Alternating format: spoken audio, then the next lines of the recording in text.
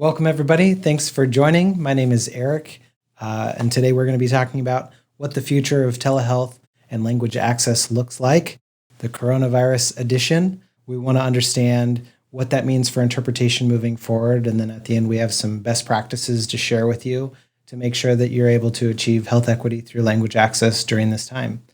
We do have a chat window open, so feel free to start putting your questions in there. We'll answer and address those at the end of the webinar. Feel free, buckle in. It'll be a light 15 or so. And again, then we'll get into some great tips and tricks and best practices.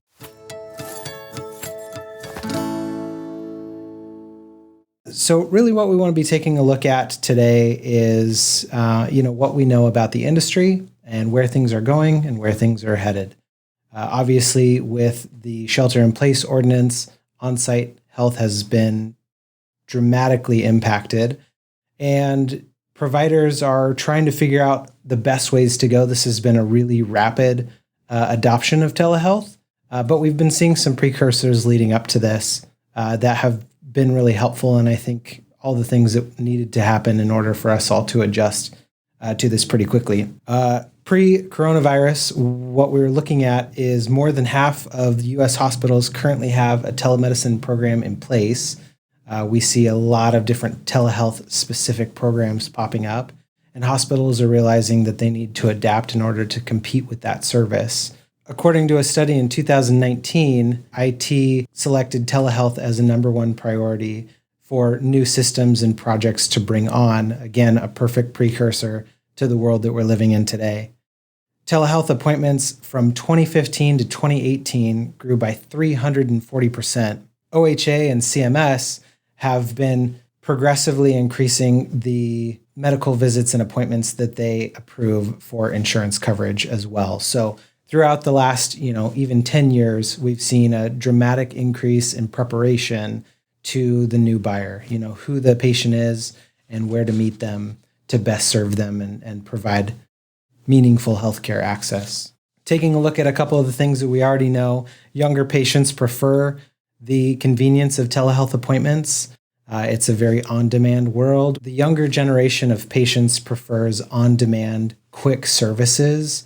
There are a lot of things that historically have been coming up as more popular as a point of contention for traditional medical appointments. We know that for a long time, as scheduling demand has increased and as we're working towards maximum efficiency and optimization of scheduling, the waiting room has been a point of contention for our patients.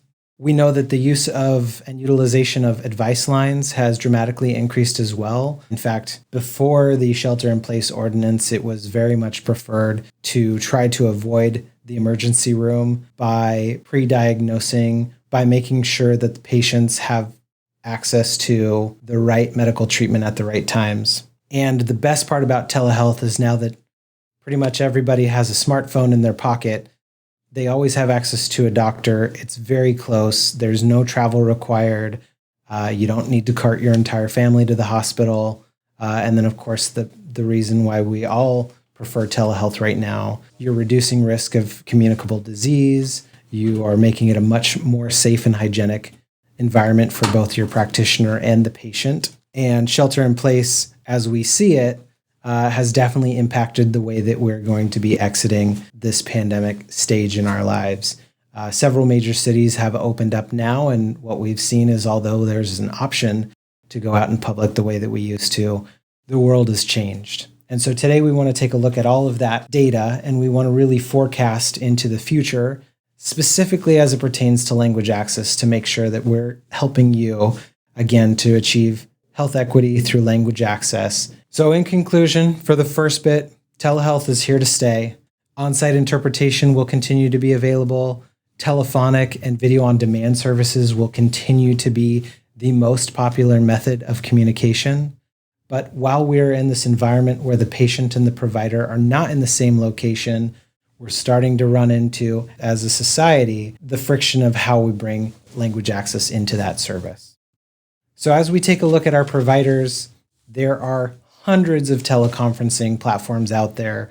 There are unique challenges to every single one of them. And you really have two different options as a language service provider to be able to provide language access through those mediums. One, you can have your own language telehealth program, teleconferencing software to provide to the provider for those specific calls. Then you run into extra additional provider training, more patient troubleshooting. But with the teleconference platform that you and your hospital or clinic has chosen, Linguava has taken the stance to help you in making sure that your interpreter is able to meet you where you and your patient are. So as you can see, we cover all of these various tools. We work with several others, but these are the most popular modalities that we've seen providers choose. Many times, depending on the software that you've chosen, you'll either have a link and a meeting ID before the appointment, or in some cases, like with InTouch or Zoom through the Epic integration, you'll have the appointment link right before. In this specific case, Linguava has created processes to make this a very seamless transition. When requesting a telehealth interpreter, you will call Linguava or web schedule just as you did before, and instead of giving a physical address, you'll just give them your remote address. The interpreter will meet you there just as they would before. There's no additional troubleshooting or preparation required. A couple best practices for you when you're thinking about how to make this process work. Our interpreters will be able to work with your team to troubleshoot for your patients. So if any patient has a problem logging into one of these various softwares, our interpreters will be there to help your patients and you by interpreting your instruction and help them get in. It's really easy, super effective, and the billing process works exactly as on-site. Linguava is really focused on making sure that you and your patients have full coverage and again, achieve health equity through language access. And we want to be there every step of the way. So what we'd like to do today is explore how exactly we bring an interpreter into those appointments that exist now remotely and make sure this is a seamless and smooth process for you and your patient. Okay, so what I'd love to do now is just show you guys exactly what this interaction looks like via telehealth. Again, this should be almost the same experience that you would receive through an on-site or a video-on-demand interpreter. But again, the patient and the provider are in different rooms. So today, in this example, I have my wonderful partners, Robin, who will be playing the patient, and David, who will be playing the Linguava interpreter. And so once they're on the appointment, it would go something like this. Hi, my name is David. I'm going to be the Spanish interpreter for this meeting. Everything that is said during this appointment will be interpreted. In this interaction, just like an on-site appointment, we would be using consecutive interpreting. I would speak in English, or Robin, the patient, would speak in Spanish or the native language. And then David would interpret in both directions. So after I would be done talking, if we're to start just now. Hi, my name is David. I'm going to be your Spanish interpreter for this appointment. Everything that is said during the call will be interpreted. Perfect. Robin, thank you so much for joining us today. It's great to see you. Robin, muchas gracias por estar aquí con nosotros. Me alegro de verla a usted. Gracias. Thank you. And so forth. And so just like that, just like an on-site appointment, your telehealth appointment is seamless, smooth, just as you'd expect it to be. Again, achieving health equity through language access. Thank you so much, both of you.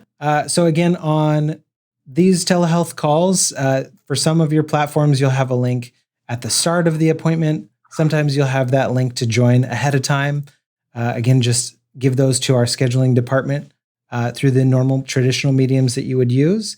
And a couple best practices on some tools. There is a knock feature where you have to allow both your patient and your interpreter in. So just be aware of things like that, and you're good to go. So now we're ready to open this up to questions. And what we'd really love to explore is how we can help you get from where you are at today to making sure that this is a seamless and smooth transition moving forward.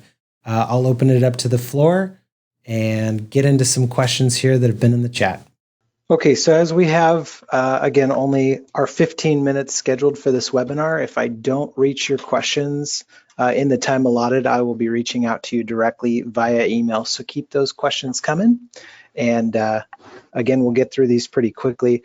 We'll also send out a handout about our scheduled video interpretation service. So if you have any questions in addition to that, feel free to respond directly to the email.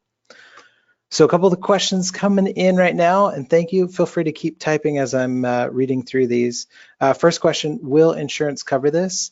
It absolutely will. So CMS has made a directive that during shelter in place, CCOs will be covering additional remote interpretation mediums, and that includes scheduled video interpretation. So if you have an insurance type that you're curious about, feel free to reach out to us and we can verify that specifically.